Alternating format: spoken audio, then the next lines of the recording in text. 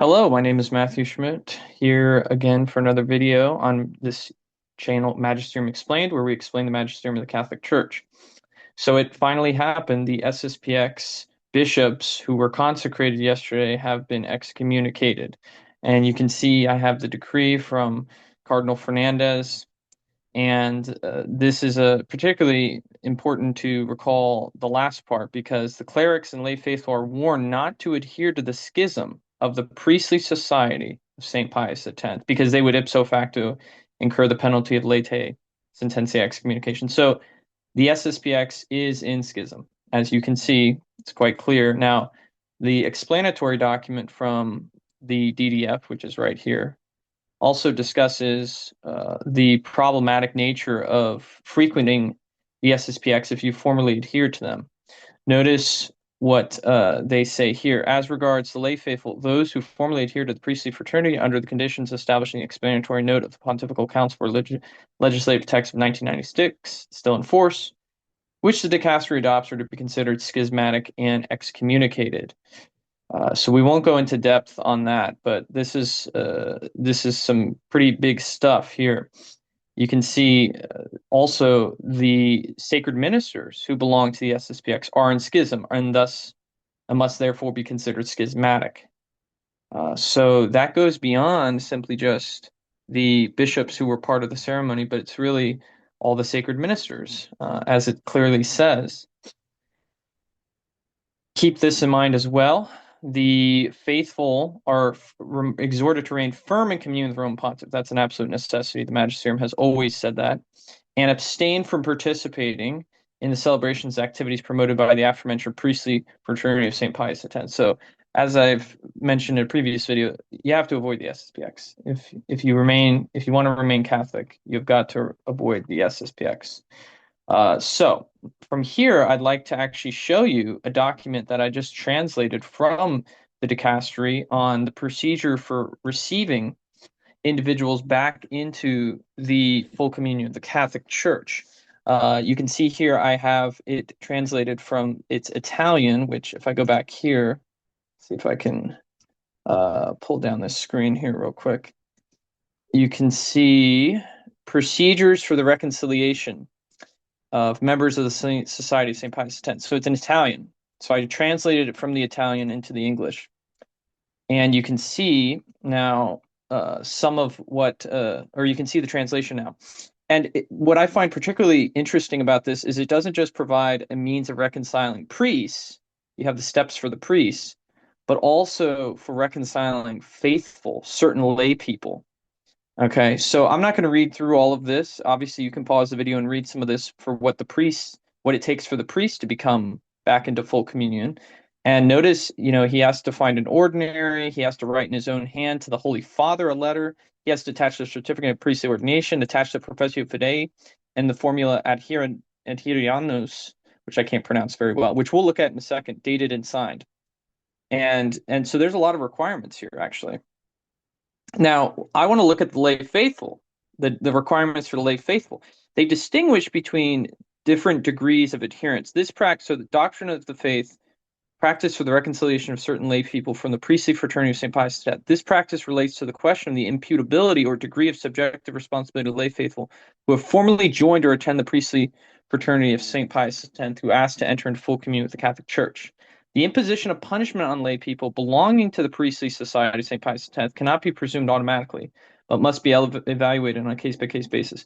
Let me be clear from the get-go as well that this is an unofficial translation. I used Word to translate this Italian document, which you have right here. All right, so just letting you know, it's unofficial. But I think Word does a pretty good job. Since imputability requires full knowledge and deliberate consent, notice that phrasing, similar to what you'd see for mortal sin.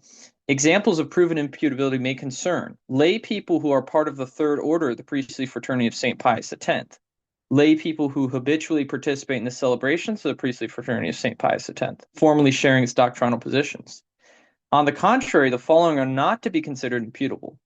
Lay people who have attended the priestly society of St. Pius X only for liturgical or spiritual reasons. Lay people who, though aware of the tension of Holy See, do not reject the magisterium and the authority of their own pontiff.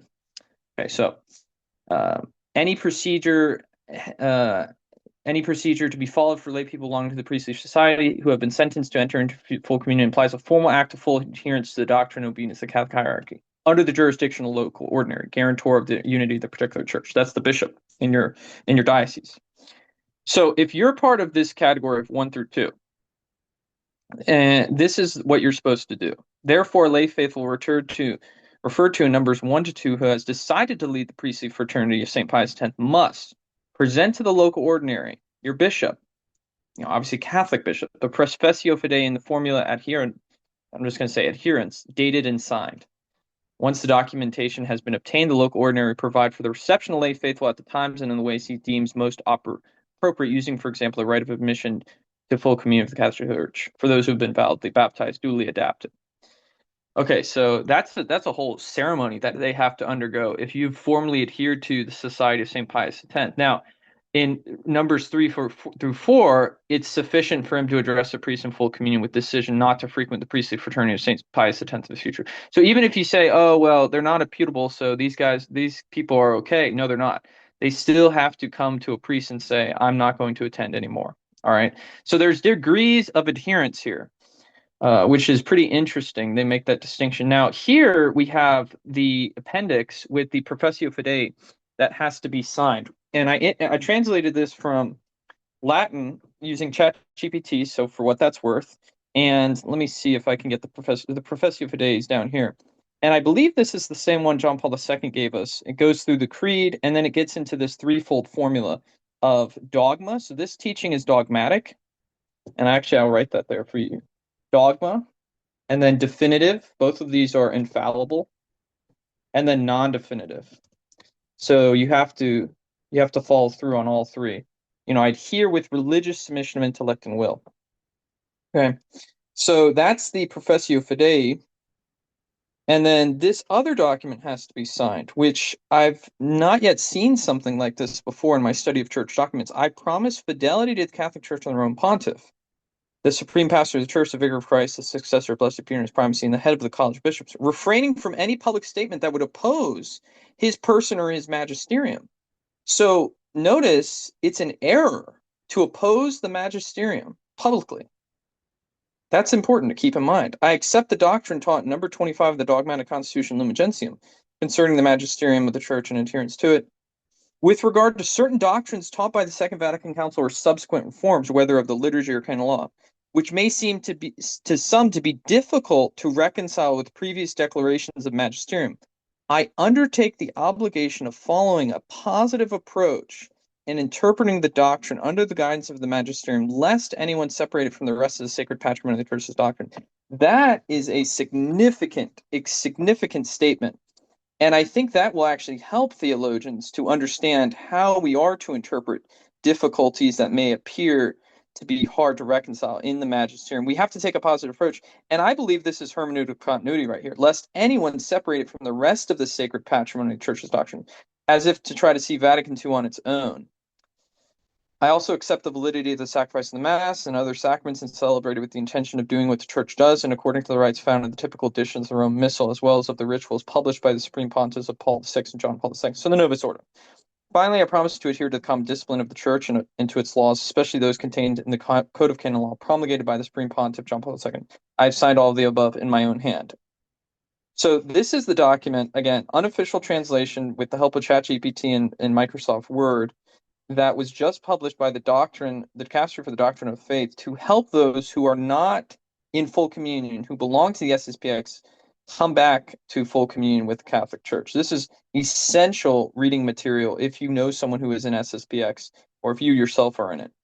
May God continue to bless our Holy Father, Pope Leo, and check me out for another video sometime in the future. I hope you all are doing well, and I'm going to see if I can end this video. It's a little hard for me, but God bless you all.